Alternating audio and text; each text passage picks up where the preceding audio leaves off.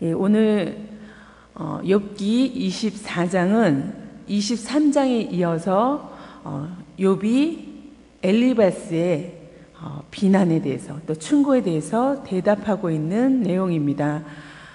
우리가 주말을 보내면서 주일을 보내면서 23장의 내용을 각자 묵상하셨을 것이라고 생각하는데, 오늘 23장, 24장의 말씀은 욥이 정말 엘리바스가 자신의 마음을 단 한 번이라도 알아주거나 이해해주거나 공감해주기는커녕 계속해서 너가 죄를 지어서 결과로 지금 벌을 받고 있는 것이다, 고난 중에 있는 것은 바로 그 까닭이다, 이렇게 계속 얘기하는 것에 대해서 욥이 대답을 하고 있는 것입니다. 물론 욥은 얼마나 원통했고 얼마나 답답하고 서운하고 섭섭했을지 우리가 짐작할 수 있습니다. 물론 엘리바스가 하는 그 말에 그 내용 자체가 틀렸다기보다는 정말 교리적인 입장에서만 이 욥을 설득시키려고 했던 그런 엘리바스와 나머지 친구들이 자신에 대해서 그런 태도를 취할 수밖에 없는 것을 욥은 보면서 너무도 많이 실망하고 기운 빠지는 상황에 놓여 있었을 것입니다. 그래서인지 이제 욥은 친구들에게 더 이상 위로받기를 포기하고, 이제 더 이상 내가 이들에게, 사람에게 위로받는 것을 다 내려놓고 오직 하나님만 나의 소원을 들으시고 나의 호소를 들으시고 나의 기도를 들으시는 분인 것을 알고 그 앞에 나아 간구하는 그런 내용입니다. 그런데 24장의 내용을 보면은 하나님 앞에 정말 그 모든 것을 호소하고 간구한다고 보기보다는 욥이 하나님 앞에 그렇게 믿음으로 나아가고 있는 것처럼 보이기보다는 오히려 생소한 내용으로 이어지고 있습니다. 그 내용은 하나님이 어떻게 악인에 대해서 심판하지 않느냐, 악인의 행위들이 이렇게 정말 악한데 하나님 왜 그만 바라만 보고 계시는지, 그것에 대해서 오히려 답답해하는 마음으로 나아가고 있습니다. 그리고 그들이 어떤 범죄를 지었는지, 가난한 자들이 어떤 고통받는 현실 속에 있는지 하나님 앞에 따져 묻고 있는 것입니다. 1절 말씀을 함께 다시 보겠습니다. 1절 말씀, 시작. 어찌하여 전능자는 때를 정해놓지 아니하셨는고, 그를 아는 자들이 그의 날을 보지 못하는고. 이 말씀은 어찌해서 전능하신 분께서는 심판하실 때를 정하여 두지 않으셨을까? 어찌하여 그를 섬기는 사람들이 정당하게 판단받을 날을 정하지 않으셨을까? 이것은 하나님이 왜 대답하고 계시지 않은지, 왜 침묵하고 계시는지, 악인의 흥황을 그대로 방관하시는지 답답한 마음으로 이야기하는 것입니다. 분명히 욥은 전능하신 분, 그분을 하나님으로, 주님으로 고백하고 있으면서도 정말 이 시대에 흥황하는 그 많은 불평등 구조와 잘못된 그 모든 모습들을 하나님이 분명히 아실 텐데 왜 버젓이 그들이 계속해서 범죄하도록 내버려 두시는지, 오히려 이 시선이, 욥의 시선이 어떻게 바뀌었습니까? 자기의 고난의 그 극단에 가서 보니까 다른 이들의 고난이 드디어 보이기 시작한 겁니다. 다른 이들의 악한 것들이 그 눈에 들어온 것입니다. 2절부터 4절까지 말씀을 제가 세 번역으로 또 읽으면, 경계선까지 옮기고 남의 가축을 빼앗아 제 우리에 집어넣는 사람도 있고, 경계선을 여기까지인데 남의 경계선까지 넘어가서 여기가 다 내 거다, 그 안에 있는 모든 가축을 내 것은 양 그렇게 빼앗아 취하는 그런 사람이 있다는 것입니다. 그런가 하면 고아의 나귀를, 정말 가진 것 없는, 부모도 없는 그런 불쌍한 고아의 나귀를 강제로 끌어가는 사람도 있는가 하면, 과부가 남편도 없이 홀로 정말 모든 것을 책임져야 하는 그런 과부가 빚을 갚을 때까지 과부의 소를 끌어가는 사람도 있구나, 그의 마지막 소원까지 다 빼앗아가는 그런 악한 사람이 있구나 보는 것입니다. 마지막 또 4절에 보면 가난한 사람들이 권리를 빼앗기는가 하면 흙에 묻혀 사는 가련한 사람들이 학대를 견디다 못해 도망가서 숨기도 한다. 이렇게 고아와 가부와 가난한 자들의 입장을 욥이 이해하기 시작하는 것입니다. 그들의 고난을 동감하기 시작하는 것입니다. 우리가 그렇죠. 내가 정말 고난의 끝에 서서 고난을 겪다 보면 그것이 결국은 오히려 우리의 지경을 넓혀줄 때가 있습니다. 이전에 보이지 않던 남들의 고통도 처지도 이해하게 되고, 그렇구나, 저 사람도 얼마나 복장이 터질까, 저 사람도 얼마나 절망스러울까, 저 사람도 얼마나 힘겨울까, 의지할 거 없는 저 사람들이 어떻게 새 힘을 얻을까, 이런 마음이 우리도 들게 될 때가 있습니다. 욥이 지금 그런 상황이 있는 것입니다. 이어서 5절부터 12절까지의 말씀도 다 그 내용입니다. 가난한 자의 곤경을 얘기하면서, 가난한 사람들은 들나귀처럼 메마른 곳으로 가서 일거리를 찾고 먹을 것을 얻으려고 하지만 어린아이들에게 먹일 것을 찾을 곳은 빈들 뿐이다. 가을 거지가 끝난 밤에 남의 밭에서 이삭이나 줍고 악한 자의 포도밭에서 남은 것이나 긁어 모은다. 잠자리에서도 덮을 것이 없으며 추위를 막아줄 이불 조각 하나도 없다. 산에서 쏟아지는 소낙비에 젖어도 비를 피할 곳이라고는 바위 밑밖에 없다. 아버지 없는 어린아이를 노예로 빼앗아가는 자들도 있다. 가난한 사람이 빚을 못 갚는다고 자식을 빼앗아가는 자들도 있다. 가난한 사람들은 입지도 못한 채로 헐벗고 다녀야 한다. 곡식단을 지고 나르지만 굶주림에 허덕여야 한다. 올리브로 기름을 짜고 포도로 포도주를 담가도 그들은 여전히 목말라 한다. 성읍 안에서 상처받은 사람들과 죽어가는 사람들이 소리를 질러도 하나님은 그들의 간구를 못 들은 채 하신다. 이렇게 가난한 자, 그들의 곤경이 어때요? 정말 하나하나 욥의 눈에 이제 보이고 있는 것입니다. 그런데 이 욥의 기도가 자세히 들여다보면은 정말 그 불신앙으로 가득해서 하나님 앞에 불평하고 있는 내용이라기보다는 오히려 정말 그 영적인 목마름, 그런 상태에서 갈구하는 그런 신앙적인 부르짖음으로 들리고 있습니다. 왜 하나님은, 전능자는 왜 이 모든 것을 보고 모른 채 하십니까? 하면서 하나님 앞에 오히려 나아가고 있는 것입니다. 왜 우리가 그렇게 짐작할 수 있느냐 하면은 바로 앞에 23장에서 욥이 하나님 앞에 했던 그 믿음의 기도, 믿음의 호소가 있기 때문입니다. 다시 우리가 23장의 내용으로 돌아가서 그 내용을 잠시 살펴보기를 원하는데요. 먼저 3절의 말씀을 보겠습니다. 3절 같이 한번 읽겠습니다. 3절 말씀 시작. 내가 어찌하면 하나님을 발견하고 그의 처소에 나아가랴. 욥은 하나님을 어떻게 하면 발견하고 그의 처소에 나아갈 수 있을까? 하나님을 찾고 나아갈 수 있을까? 그렇게 고백하고 있습니다.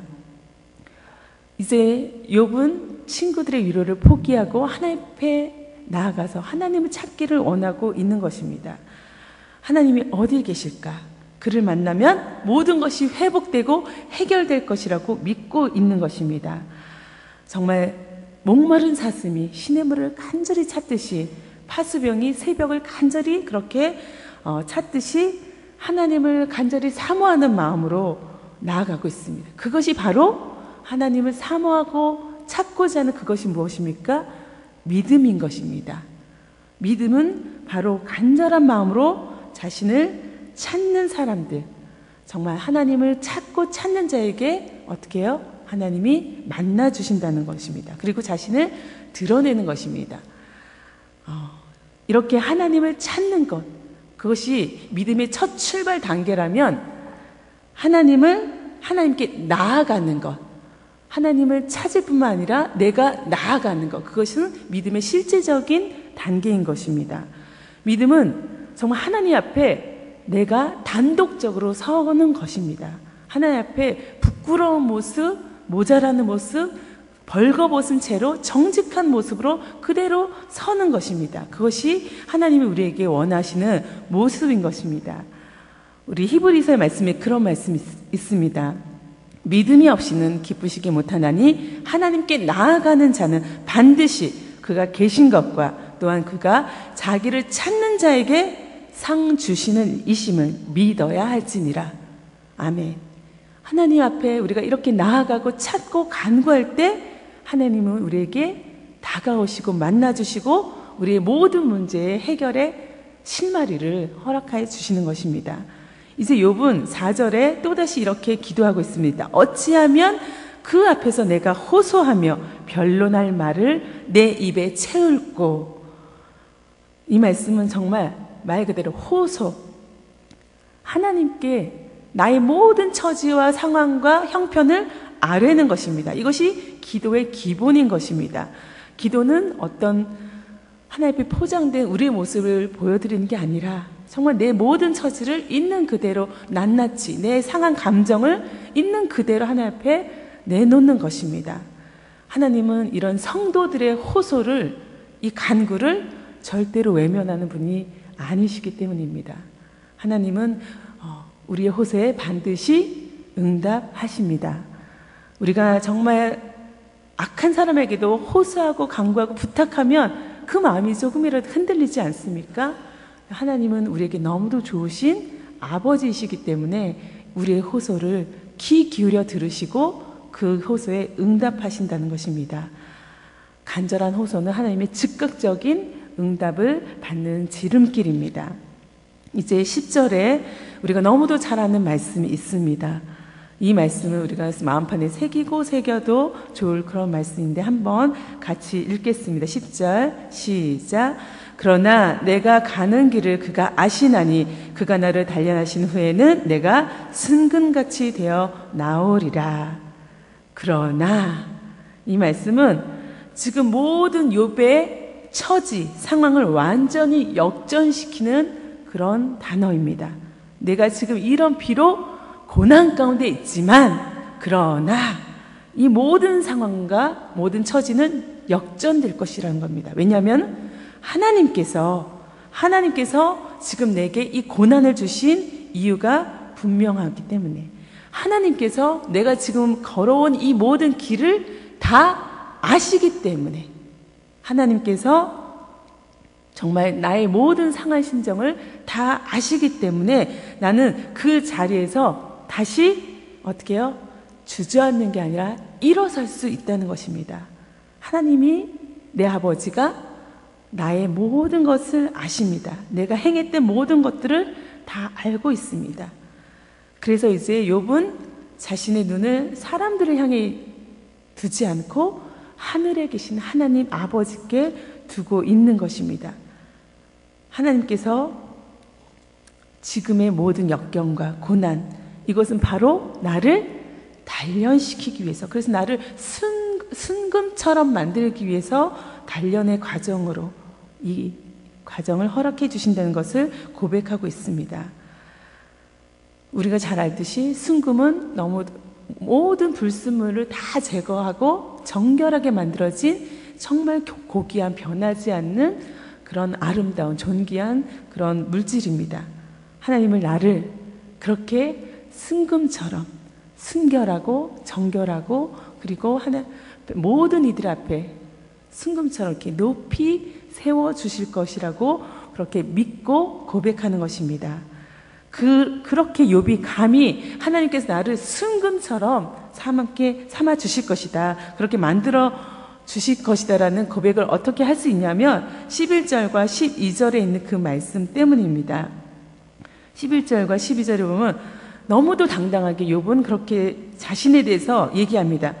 내 발이 그의 걸음을 바로 따랐으며 내가 그의 길을 지켜 치우치지 아니하였고 내가 그의 입술의 명령을 어기지 아니하고 정한 음식보다 그의 입의 말씀을 귀히 여겼다.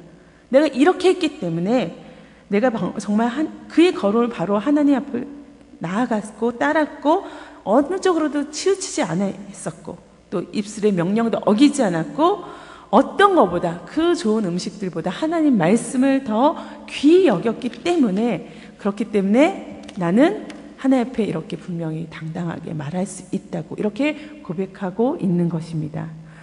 우리에게도 이런 욥의 고백이 있습니까? 하나님, 내가 하나님 앞에 부끄러울 것이 없습니다. 나는 하나님을 따랐고 하나님의 사람이고 그 길을 가고 하나님이 어떻게 해요? 정말 나를 귀히 여겨주는 그런 존재라고 그렇게 고백하는 하나님의 사람 되기를 간절히 원합니다. 이제 14절에서 15절의 말씀을 통해서 정말 하나님은 이런 분이라고 욥은 계속해서 고백하고 있는데 14절, 15절 말씀 함께 읽겠습니다. 시작. 그는 뜻이 일정하시니 누가 능히 돌이키랴. 그의 마음에서 하고자 하시는 것이면 그것을 행하시나니 그런즉 내게 작정하신 것을 이루실 것이라.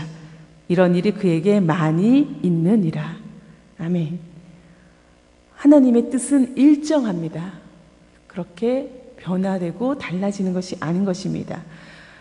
하나님은 분명히 그 작정하신 것을 이루시는 분입니다. 내가 지금 고난의 가운데 또 역경 가운데 있다 할지라도 정말 하나님의 그 절대적인 주권과 하나님의 그 권능 아래 나를 순복시키고 나아가면, 나를 쳐서 복종시키고 나아가면 정말 하나님께서 어떻게 하십니까? 정말 나를 순금처럼 그렇게 세우실 것이라는 고백이 우리 안에 있기를 원합니다.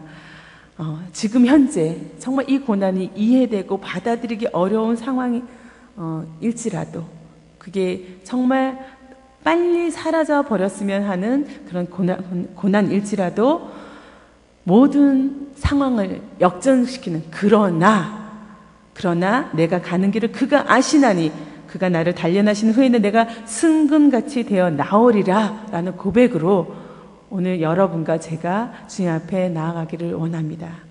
주님께서 오늘 우리에게 약속하신 그 평안을 오늘도 정말 세상을 보고 사람들을 보고 넘어지는 것이 아니라 붙들고 승리하는 저와 여러분 되기를 다시 한번 간구합니다. 함께 기도하겠습니다. 아버지 하나님 감사합니다. 우리는 아버지의 자녀입니다. 아버지의 백성입니다. 그래서 아버지는 우리를 책임지는 분인 것을 믿습니다. 그 하나님을 찾고 그 하나님 앞에 나아갑니다.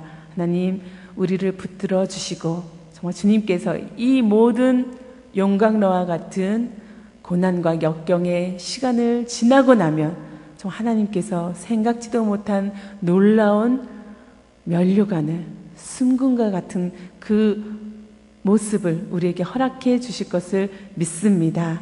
하나님 이겨낼 수 있도록 붙들어 주시고 오늘도 나와 함께하여 주시고 아버지 주님의 뜻을 오늘 하루도 살아가는 동안 발견하며 또 기뻐하며 감사하며 그렇게 살아갈 수 있도록 성령님 인도하여 주시옵소서. 감사하며 예수님의 이름으로 기도합니다. 아멘. 우리 찬송